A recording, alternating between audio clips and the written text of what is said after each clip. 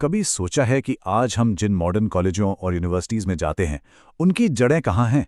देखिए, इनकी नींव सिर्फ ईंट पत्थर से नहीं रखी गई है, बल्कि इसके पीछे हैं सदियों पुराने, बहुत ही शक्तिशाली विचार।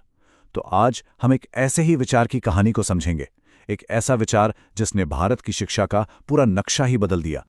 तो चलिए अपनी कहानी शुरू करते हैं आज से, बिल्कुल प्रेजेंट डे से। यह है दिल्ली का एक जाना माना कॉलेज, पीजीडीएवी कॉलेज। 1957 में बना था और आज अपनी पढ़ाई लिखाई के लिए काफी मशहूर है। लेकिन इसकी असली कहानी इन दीवारों के बहुत पीछे, बहुत गहरी छुपी हुई है।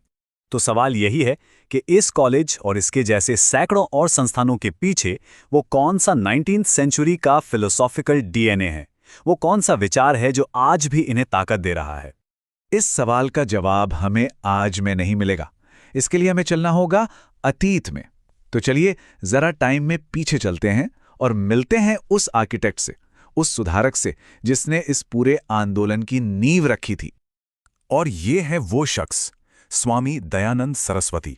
इनकी कहानी शुरू होती है 1824 में गुजरात से। जरा सोचिए, एक नौजवान जो सच की खोज में 15 साल एक तपस्वी की तरह पूरे भारत में भटकता रहा, और इसी लंबी खोज का नतीजा था 1875 में आर्य समाज की स्थापना। और हां, वो खुद तो ऐसे देखने के लिए नहीं रहे, पर उनका सपना 1886 में लाहौर में पहले डीएवी स्कूल के साथ सच हो गया। तो सवाल ये है कि स्वामी दयानंद को अपने समय का भारत कैसा दिखा।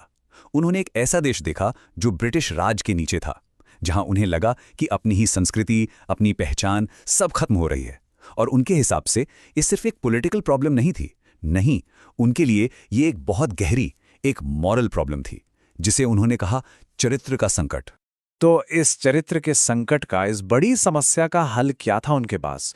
उनका समाधान एक बहुत ही रेवोल्यूशनरी आइडिया था। और वो समाधान छिपा था एक बहुत ही सरल लेकिन पावरफुल नारे में, वेदों की ओर लौटो। अब ये सिर्फ एक नारा नहीं था, इसके पीछे एक पूरी फिलॉसफी थी। उनका मानना था कि भारत की असली ताकत उसके सबसे पुराने ग्रंथ यानी वेदों में है। उनके लिए वेद ईश्वर का दिया हुआ ऐसा ज्ञान थे जिसमें कोई गलती नहीं हो सकती। अब ये समझना बहुत जरूरी है कि दयानंद का ये आइडिया उस वक्त के दूसरे मूवमेंट से अलग कैसे था। देखिए, एक तरफ थे सुधारवादी जैसे ब्रह्म समाज, जो वेस्टर्न और भारतीय विचारों को मिलाना चाहते थे।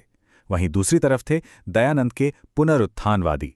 इनका मानना था कि जवाब बाहर से नहीं आएगा, बल्कि अपनी ही जड़ों में है, वेदों के उस असली ज्ञान को फिर से जगाने में है।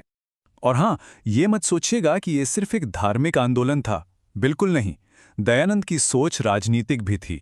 1876 में, जरा सोचिए, 1876 में ही उन्होंने स्वराज्य का नारा दे दिया था। भारत भारतीयों के लिए। ये आज़ादी की लड़ाई की सबसे पहली और सबसे बुलंद आवाज़ों में से एक थी। अच्छा, तो ये सारी बड़ी बड़ी बातें सिर्फ किताबों तक तो सीमित नहीं थी। तो फिर इन्हें जमीन पर कैसे उतारा गया? इसका जवाब है आर्य समाज के 10 सिद्धांतों में। ये 10 सिद्धांत एक तरह से इस पूरे आंदोलन का संविधान बन गए। इन 10 सिद्धांतों को सिर्फ एक लिस्ट की तरह मत देखिए। ये समाज के लिए एक पूरा ब्लूप्रिंट है, और इसे आसानी से समझने के लिए हम इसे 3 हिस्सों में बांट सकते हैं। सबसे पहले बात करते हैं नींव की, यानी ईश्वर और सत्य। ये सिद्धांत कहते हैं कि हर तरह के सच्चे ज्ञान का सोर्स ईश्वर है। वेद ही असली ज्ञान की किताबें हैं, और हम सबको हमेशा सच को अपनाने और झूठ को छोड़ने के लिए तैयार रहना चाहिए। इसके बाद बात आती है सही कर्म की, मतलब हमें काम कैसे करने चाहिए।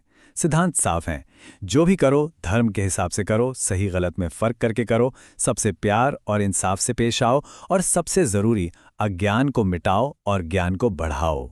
और आखिर में सबसे जरूरी बात, सामाजिक भलाई। ये सिद्धांत हमें याद दिलाते हैं कि हम अकेले नहीं हैं, हम समाज का हिस्सा हैं। हमारा असल मकसद सिर्फ अपना नहीं, बल्कि पूरी दुनिया का भला करना है। हमें यह समझना होगा कि हमारी खुद की भलाई सबकी भलाई में ही है। मतलब समाज के नियमों को भी मानना है, लेकिन अपनी पर्सनल लाइफ में हम आजाद हैं। एक बहुत ही अच्छा बैलेंस है। तो ठीक है, ये तो हो गए सिद्धांत, लेकिन सवाल यह है कि इन पावरफुल आइडियाज का जमीन पर असर क्या हुआ? असर जबरदस्त था। इन सिद्धांतों ने सच में एक नए भारत को बनाने में बहुत बड़ा रोल निभाया। सबसे पहले तो आर्य समाज ने उस समय की सबसे बड़ी बुराई, जन्म पर आधारित जाति व्यवस्था पर सीधा हमला किया। उन्होंने कहा कि यह गलत है। इसकी जगह उन्होंने उस सिस्टम की बात की जहां समाज में किसी का स्थान उसके जन्म से नहीं बल्कि उसकी काबिलियत और उसके काम से तय हो। और समाज सुधार की बात करें तो ये आंदोलन एक क्रांति से कम नहीं था। जरा उस जमाने के बारे में सोचिए। उस वक्त लड़कियों की पढ़ाई की बात करना, विधवाओं की दोबारा शादी की वकालत करना, बाल विवाह जैसी प्रथाओं का खुलकर विरोध करना, ये सब कितना रैडिकल, कितना प्रोग्रेसिव रहा होगा। और याद है वो एक सिद्धांत, अज्ञान को मिटाओ और ज्ञान को बढ़ाओ। बस उस एक विचार ने शिक्षा के क्षेत्र में एक ऐसा तूफान ला दिया जिसे आज हम DAV यानी दयानंद एंग्लो वैदिक स्कूलों और कॉलेजों के नाम से जानते हैं।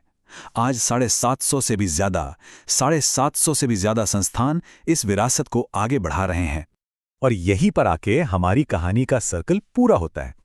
एक तरफ है वो ऐतिहासिक विचार, राष्ट्रीय गौरव और समाज सुधार का, और दूसरी तरफ है आज की हकीकत, मॉडर्न एजुकेशन का एक प्रतीक। ये एक आइडिया के एक मजबूत इंस्टीट्यूशन में बदलने की एक कमाल की कहानी है।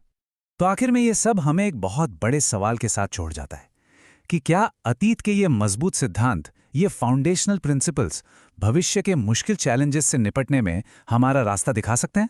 सोचने वाली बात है।